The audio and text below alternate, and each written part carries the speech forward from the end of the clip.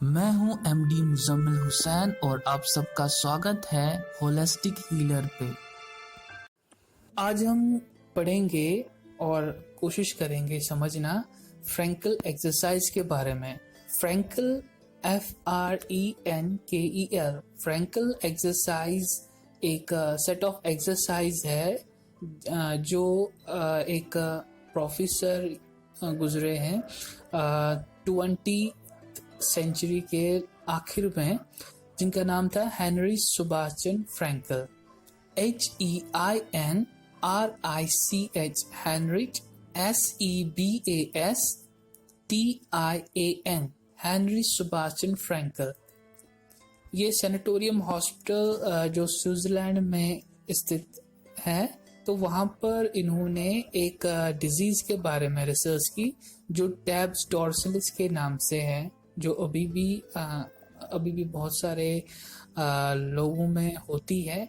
ये एक motor disorder है जो जिसमें क्या है कि कोऑर्डिनेशन, जिसको एक टर्म एटैक्सिया ATAXIA के नाम से जाना जाता है। इसमें एटैक्सिया में क्या होता है कि बैलेंस, कोऑर्डिनेशन बहुत ही खराब हो जाता है और बहुत सारे जो मूवमेंट्स जो एक्टिविटी ऑफ डेली लिविंग में होते हैं वो इस टैब्स डॉर्सलिस या बहुत सारे न्यूरोलॉजिकल डिसऑर्डर्स है, जिसमें पैरालिसिस, हेमिप्लीजिया भी है या हेड इंजरी हुई है, किसी को एक्सीडेंट हुआ है, वर्टिब्रल कॉलम की इंजरी है। तो ये बहुत सारे इसके कॉजेज है एटैक्सिया के। तो एटैक्सिया के ऊपर हेनरी सुभाषचंद्र फ्रैंकल ने रिसर्च की, जिन्होंने ये कहा कि अगर हम रिपीटेड मूवमेंट करते रहेंगे तो चांसेस है कि रिकवरी होने की, क्योंकि ये जितने भी न्यूरोलॉजिकल डिसऑर्डर्स होते हैं उनमें छोटे मूवमेंट्स, फाइन मूवमेंट जिन्हें हम कहते हैं, हमारे हैंड मूवमेंट्स, चाहे हम लिखते हैं, चाहे हम खाना खाते हैं या टाइपिंग करते हैं, ये फाइन मूवमेंट्स कहलाते हैं ये। और साथ में चलना, उठना, खड़े होना, बैठना, ये सारे के सारे मूवमेंट्स लॉस हो जाते हैं या इम्पेयर्ड हो जाते हैं कि बहुत ही कम काम, मतलब पेशेंट नहीं कर पाता है बहुत सारे काम। तो ये मैंने कॉजेज बताए इनके, और इसी टैब्स डॉर्सलिस के ऊपर ही इन्होंने जो एक सिम्टम है जिसमें एटैक्सिया होता है इन कोऑर्डिनेशन, तो इन्होंने एक रिपीटेड मूवमेंट्स के ऊपर काम किया जो काफ़ी फेमस भी हुआ और काफ़ी पेशेंट्स इस एक नई टेक्निक से काफ़ी ठीक भी हुए। और आज तक इस फ्रैंकल एक्सरसाइज को यूज़ किया जाता है जितने भी इन कोऑर्डिनेशन होते हैं पेशेंट्स को किसी भी बीमारी की वजह से, तो बहुत हद तक ठीक भी हो जाते हैं। आज की रिसर्च ये कहती है कि 20,000 से लेकर 40,000 की रिपीटेशन अगर होगी किसी जॉइंट की जो इम्पेयर्ड है, तो रिकवरी उस जॉइंट में पॉसिबल है। और अगर हम सिंपल कैलकुलेशन देखेंगे, हर घंटे 60 रिपीटेशन करेंगे या फिर 6 हफ्ते तक हम रेगुलर ये करते रहेंगे, तो मुमकिन है कि वो जो प्रॉब्लम है रिकवरी में आ जाएगी। और अगर देखा जाए तो ये जो सेट ऑफ एक्सरसाइज है बड़े सिंपल से एक्सरसाइज है, ऐसा नहीं है कि कोई रॉकेट साइंस है। इसमें जो भी हम एक्टिविटी जो करते हैं वही रेगुलर, वही रिपीटेड करते हैं और बहुत ही स्लो मोशन में करना पड़ता है। और इसकी अगर देखा जाए तो एक पेशेंट खुद भी कर सकता है, लेकिन ज़्यादातर देखा गया है कि जो थेरेपिस्ट होते हैं वो मोटिवेशन भी प्रोवाइड करते हैं, क्योंकि ये जो प्रॉब्लम होती है न्यूरोलॉजिकल डिसऑर्डर्स में, उनमें डिप्रेशन और भी साइकोलॉजिकल डिसऑर्डर्स भी होते हैं। और इस वजह से कि अगर जो थेरेपिस्ट वो एक्सरसाइज कराएंगे, उससे क्या होगा, उससे पेशेंट को एक कॉन्फिडेंस भी मिलेगा और जो एक मोटिवेशन भी पेशेंट थेरेपिस्ट की तरफ से मिलती रहेगी। तो जो फ्रैंकल, जो HS फ्रैंकल है, इन्होंने एक बहुत ही अच्छी टेक्निक डिस्कवर की, जिसमें कि क्योंकि देखो अगर मोटर फंक्शन किसी पेशेंट का लॉस है लेकिन उनके बहुत सारे सेंसरी स्टिमुलस भी उस वक्त इम्पेयर नहीं होते, जैसे कि साउंड है एंड साइट है और टच है, यानी skin, eyes and mostly listening. और तो ये तीनों चीज़ों को मिलाकर एक्सरसाइज पेशेंट के ऊपर कराना, तो इस वजह से क्या हुआ कि जो भी हम अगर मूवमेंट्स करते हैं, पेशेंट अगर उस मूवमेंट को बार बार देखेगा, एक जो मूवमेंट री एजुकेशन होती है वो उस वजह से रिकवरी पॉसिबल है, जो जिसकी वजह से काइनेस्थेटिक सेंस जो है वो लॉस हुआ है, उसको उसकी भरपाई करने के लिए ये साउंड एंड टच और जो विजन है, साइट है हमारी, वो उसकी भरपाई कर पाएगा। ये अगर हम देखेंगे कि ये वैसे ही एक सिंपल सी टेक्निक होती है, जैसे कि अगर हम नॉर्मल रूटीन में कोई नई एक्सरसाइज सीखते हैं, बिल्कुल वैसी ही टाइप की उस पेशेंट के लिए भी होती है जो जिसके पास मूवमेंट्स नहीं हो पाते हैं या मूवमेंट करना चाहता है तो बहुत सारे मसल्स वीक होने की वजह से या न्यूरोलॉजिकल इम्पेयरमेंट की वजह से वो नहीं कर पाता है, बैलेंस की दिक्कत होती है, कोऑर्डिनेशन की दिक्कत होती है। तो ये भी देखा गया है कि अगर हम साउंड, टच एंड साइट को लेकर और पेशेंट और जो थेरेपिस्ट है वो कमांड दे के पेशेंट से एक्सरसाइज करवाएगा और काफ़ी हद तक रिकवरी पॉसिबल है। और जो हमारे प्रोफेसर एच एस फ्रैंकल ने कहा है, इसमें 3 पॉइंट्स का बहुत इम्पोर्टेंट रोल इन्होंने कहा है। सबसे पहले कि एक्सरसाइज करने के लिए 3 चीज़ों का होना ज़रूरी है।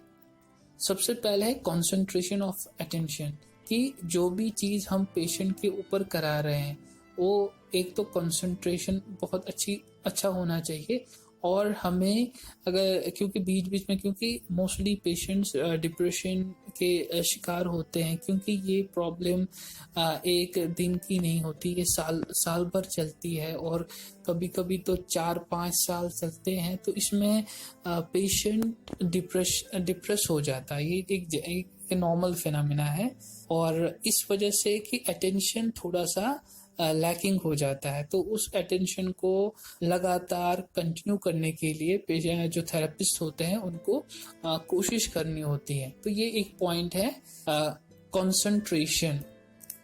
और अगला है प्रोसीजन यानी एक्यूरेट। तो ये प्रोसीजन, इसकी अगर मैं स्पेल करूंगा PRECISION। और अगला जो इम्पोर्टेंट पॉइंट है रिपीटिशन। तो रिपीटिशन है ना, कितनी बार मैंने आपको रिसर्च के बारे में बताया कि 20,000 से लेकर 40,000 40,000 तक की रिपीटिशन अगर आएगी तो रिकवरी पॉसिबल है। तो अल्टीमेट एम बेसिकली हमारा ये होता है कि जो मूवमेंट पेशेंट मूवमेंट के को कंट्रोल करे, यानी जो भी एक नॉर्मल व्यक्ति करता है वही पेशेंट कर सके, ये हमारा एम होता है। तो जो एक्टिविटी, हमारा बेसिक उद्देश्य ये रहता है कि जो activity of daily living patient कर सके, तो ये हमारा बेसिक एम रहता है। अगर टेक्निक की बात करेंगे या जो भी हमने 3 पॉइंट्स ऊपर डिस्कस किए, तो उनको हम और अच्छी तरह से आसान भाषा में समझने की कोशिश करेंगे। तो सबसे पहले बेसिकली जो मैंने बताया कि साइट, साउंड एंड टच, तो इसको हम कैसे प्रैक्टिकल मोड में ला सके। तो सबसे पहले कि पेशेंट को अगर हमें एक्सरसाइज करानी है तो उनका जो सिर है, उनका जो अपर बैक है, थोड़ा सा इंक्लाइंड ऊपर की तरफ लाना है ताकि वो अपने लिम्स को देख सकें, है ना। जो भी इम्पेयर्ड है, चाहे हाथ है, चाहे लोअर लिम्ब है, चाहे ट्रंक है, तो उन लिम्स को वो देख सके, उन एरिया को देख सके। तो ये पहला, यानी हमारा साउंड भी आ गया इसमें, और साथ में क्या आ गया, साउंड भी आ गया और साइड भी आ गई, है ना।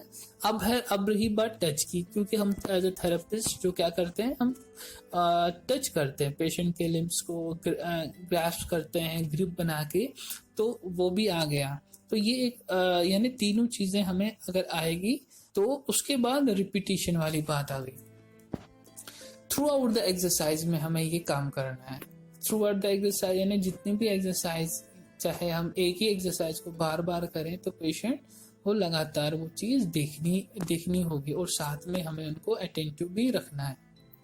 ठीक है, कंसाइज एक्सप्लेनेशन करनी है, पेशेंट को समझाना है कि सर जी या मैम हम आपको ये एक्सरसाइज करा रहे हैं और अगर आपको कोई दिक्कत है आप बता सकते हैं। यानी पूरा एक ऐसे लैंग्वेज में बात करनी है जो पेशेंट समझ सके। कोई टर्म की टर्म कोई जनरली करते हैं पेशेंट के साथ जो कि वो समझते नहीं है और उनको फिर फॉलो अप करने में दिक्कत होती है। यानी एक लेमन लैंग्वेज में पेशेंट को समझाना है कि सर या we are approaching this kind of technique, और अगर आपको कोई दिक्कत होगी पूरे इस सेशन में आप बता सकते हैं। इस तरह से पेशेंट को कॉन्फिडेंट में लाना है ना। इससे क्या होगा कि पेशेंट के एक ब्रेन में क्या होगा, एक पिक्चर बन जाएगी, अच्छा इस तरह से होगा।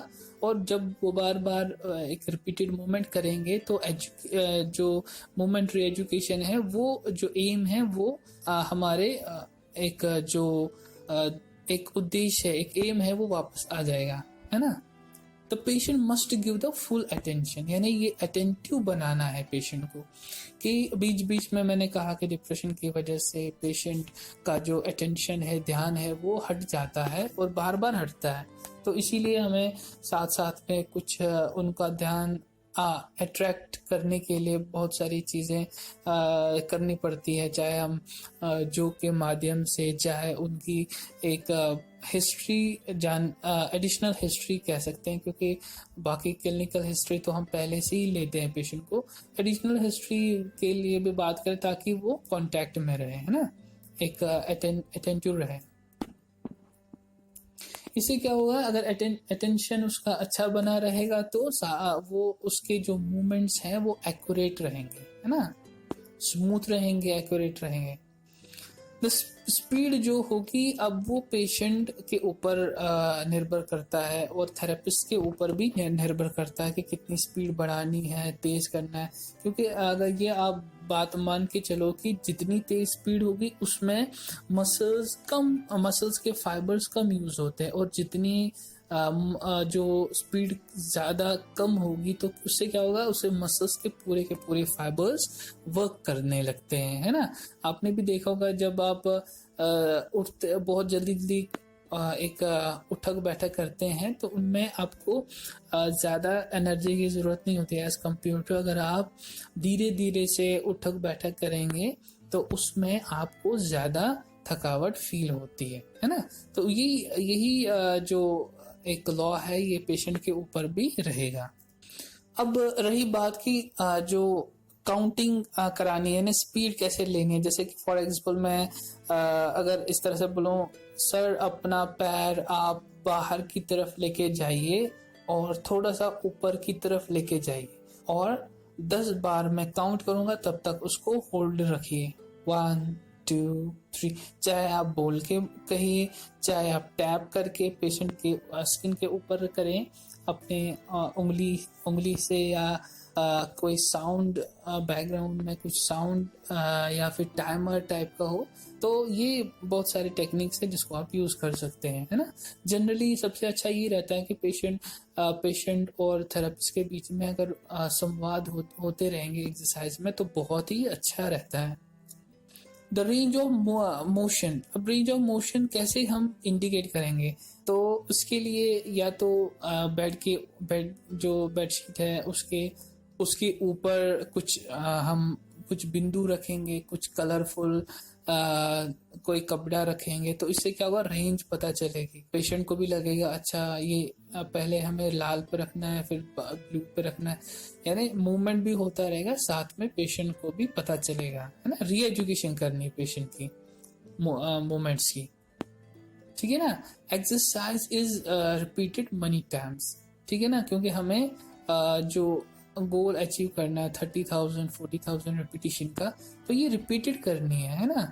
तो तब तक रिपीट करनी है जब तक पेशेंट उसमें मास्टरी ना कर सके। फॉर एग्जाम्पल मैं बोलूँगा कि पैर बाहर की तरफ लेके जाइए, वापस लेके आइए, और पेशेंट अपनी अपनी दाएं वाली एड़ी को बाएं वाले घुटने के ऊपर रखिए, तो और उसके बाद वापस लाइए, फिर लेके जाइए, घुटने के ऊपर टच कीजिए। तो यानी ये बार बार हमें पेशेंट को कमांड देनी है, ठीक है ना। जो ही मास्टरी हो जाए पेशेंट की, जो एक्सरसाइज, वो जो हमने पहला पैटर्न बताया उसमें मास्टरी, तो कुछ और डिफिकल्ट के लिए बोल सकते हैं।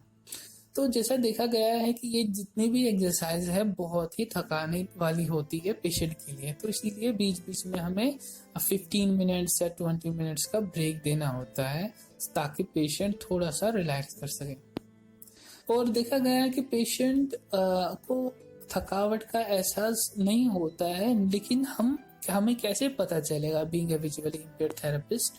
तो हमें ये लगेगा जब भी आप रिपीटिशन करते रहेंगे पेशेंट के जो मसल्स जो एक्टिविटी करते रहेंगे, तो आपको एक फील आएगा कि एक वाइब्रेशन, जो क्वालिटी ऑफ मूवमेंट जो होगा वो कम रहेगा और साथ में वाइब्रेशन फील होगी। तो इसे आप समझ लेना कि मसल्स फटीग हो गई है। अगर पेशेंट बताए या ना बताए, आपको पता चलना चाहिए। और एक तो ये मैंने आपको बताया कि जो क्वालिटी ऑफ मूवमेंट है वो कम होगी, है ना। यानी वो या तो वाइब्रेशन में रहेगी, या तो एक जो गोल मैंने बताया वो तिरछा हो रहा है, या एक ट्रिकी मूवमेंट हो रहा है। पेशेंट को अबडक्शन करना, वो साथ में अपने हिप को ऊपर की तरफ एक प्रोपेल कर रहा है, ट्रिकी मूवमेंट जिसे कहते हैं, वो कर रहा है। और साथ में मसल्स जो एरिया में आप काम कर रहे हैं उस एरिया की पल्स भी अब बढ़ेगी, इंक्रीज हो जाएगी, है ना। तो प्रोग्रेशन यानी जो हमें यानी सिंपल से थोड़ा सा मीडियम कराना है, तो वो स्पीड से ही होता है।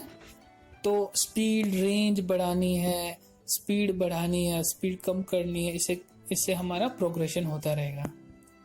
और थोड़ा थोड़ा सा हमें अगेंस्ट ग्रेविटी का भी ख्याल रखना है, जिससे क्या होगा, जो एक्टिविटी होगी, जो मूवमेंट्स होंगे, वो बहुत ही एक सिंपल से मीडियम से फिर एडवांस होते रहेंगे। तो पहले पहले हम क्या करेंगे, स्पीडी मूवमेंट करते रहेंगे। स्पीडी मूवमेंट से मैंने आपको बताया पहले कि स्पीडी मूवमेंट करने से क्या होता है कि मसल में कंट्रोल कम रहता है।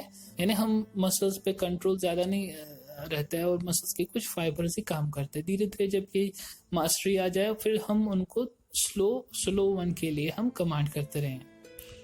और हमें ज्यादातर ध्यान देना है सबसे पहले बड़े जॉइंट्स की, यानी जैसे हिप है, नी है ना, इन पे हमें काम करना है। शोल्डर है, उसके बाद जो फाइन मूवमेंट करने वाले होते हैं, जैसे कि हमारे उंगलियां हैं, फिंगर्स, हैंड है, रिस्ट है, तो इनके ऊपर भी बाद में काम करेंगे। क्योंकि देखा गया है कि जब पहले हम बड़े जॉइंट्स को लेते हैं तो वो जल्दी जल्दी ठीक हो जाते हैं। क्योंकि उनमें मसल्स बड़ी बड़ी होती है और सर्कुलेशन अच्छा रहता है वहां पर, एज कम्पेयर टू बाकी जो छोटी छोटी मसल्स हैं। उनमें क्या होता है कि हर किसी 5 मूवमेंट्स में एक मसल यूज होती है। जैसे कि हमारे हैंड्स में more than 20 मसल्स होती है, जो क्या करती है, छोटे छोटे मूवमेंट्स करती है, चाहे अबडक्शन, एक्सटेंशन, एडक्शन, जो भी अपोजिशन, जो भी छोटे छोटे मूवमेंट्स होते हैं, उनके लिए अलग अलग से मसल्स होती है। और आगे उसके बाद हम ये करते हैं कि उनको, जैसे छोटे छोटे पहले जॉइंट्स हमने यूज किए, बड़े बड़े जॉइंट्स जैसे हिप किया, नी किया, उसके बाद हम बहुत सारे जॉइंट्स को एक साथ काम के लिए उनको कहते हैं। जैसे कि सबसे इम्पोर्टेंट एम्बुलेशन है चलना फिरना, उसके लिए वो उनको बताते हैं, है ना। तो ये बेसिक आपको ये ध्यान देना है कि ये बहुत ही एक एक्सरसाइज ऐसी होती है, सिंपल होती है, और ये बार बार पेशेंट को करनी पड़ती है और करानी पड़ती है। इसमें अटेंशन पेशेंट को देना पड़ता है, उनको बीच बीच में अटेंशन चला जाता है, तो वो उनको कंसंट्रेशन कराना पड़ता है। डिसेबिलिटी के हिसाब से हम रिहेबिलिटेशन करते हैं। जैसे कि पेशेंट की सीवियर कंडीशन है, तो उनको स्पाइन लाइन में या साइड लाइन में कराकर एक्सरसाइज कराते हैं। फिर धीरे धीरे करके स्टिंग पोजीशन, फिर हम उनको वॉकिंग या स्टैंडिंग पोजीशन में कराते हैं। अगर हम एग्जांपल्स फ्रैंकल एक्सरसाइज की देखें, जिसे कि उनको बोलेंगे कि अपने इंडेक्स फिंगर को नाक के टिप पे लगाइए, टच कीजिए, और अपनी इंडेक्स फिंगर को लेफ्ट ईयर में टच कीजिए। और लोअर लिम्ब की बात करेंगे तो अपने एडी को, दाएं वाले एडी को दाएं वाले या बाएं वाले या नी जॉइंट के ऊपर टच कीजिए, दाएं वाले एडी को बाएं वाले एडी के ऊपर टच कीजिए, या दाएं वाले एडी को हिप के ऊपर, अपोजिट हिप के ऊपर टच कीजिए। तो ये बार बार रिपीटिशन करेंगे तो इससे क्या होगा, एक काइनेस्थेटिक सेंस फिर होगा। जो प्रोप्रियोसेप्टिव सेंस होते हैं, यानी हमें जॉइंट्स के ऊपर एक कमांड रहती है ना, बगैर देखे हुए भी हम खाना खा पाते हैं, है ना। तो ये एक जो प्रोप्रियोसेप्टिव सेंस है ये डेवलप करना पड़ता है, और इसको हम कंटिन्यू करेंगे अगले लेक्चर में, क्योंकि थोड़ा टाइम ज़्यादा हो गया, और अगले सेशन में इसको कंटिन्यू करते हैं। उम्मीद है आप सब समझ गए होंगे, और कुछ और भी एग्जांपल्स बताऊंगा अगले सेशन में। तब तक के लिए स्टे सेफ,